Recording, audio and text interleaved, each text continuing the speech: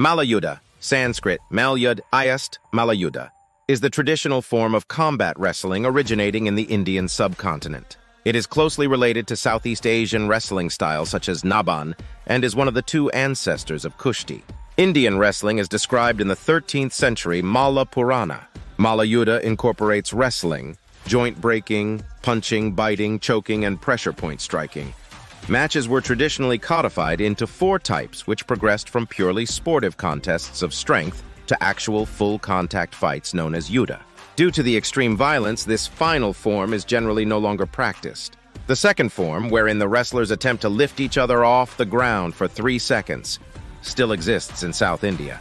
Additionally, Malla-yuddha is divided into 4 categories, see below. Each yuddhan is named after Hindu gods and legendary fighters.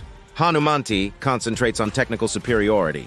Jambuvanti uses locks and holds to force the opponent into submission.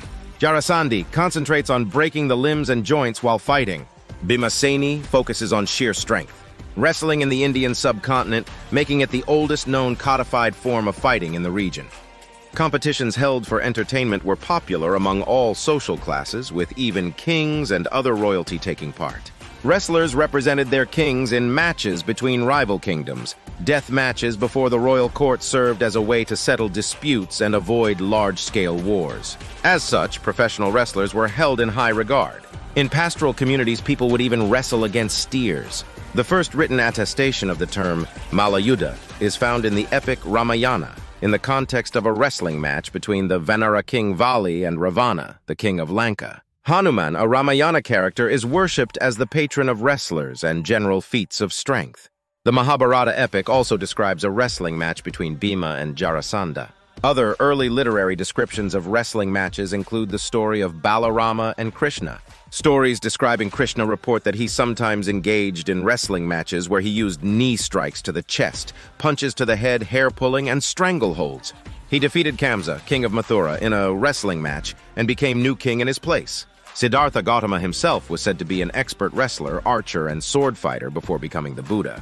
Based on such accounts, Svinth traces press-ups and squats used by Indian wrestlers to the pre-classical era. Later, the Pallava king Narasimhavarman acquired the nickname Mahamalla, meaning great wrestler, for his passion and prowess in the art. Competitions in medieval times were announced by a Kanjira player a week beforehand.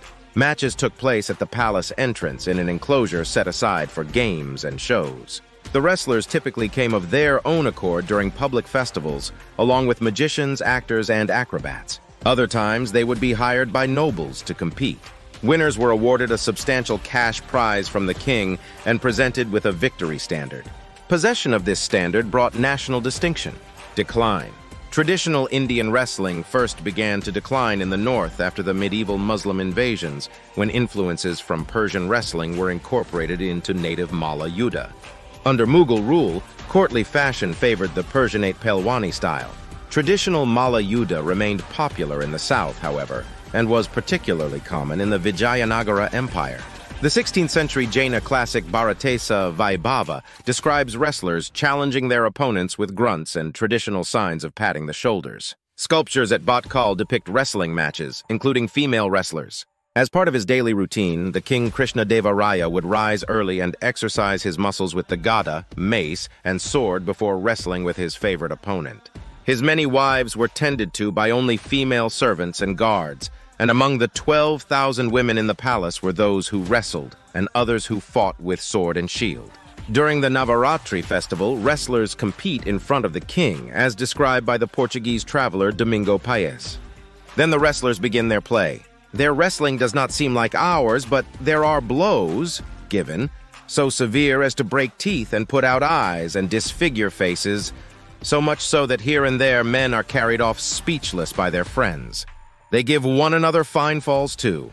Malla-yuddha is now virtually extinct in the northern states, but most of its traditions are perpetuated in modern Kushti.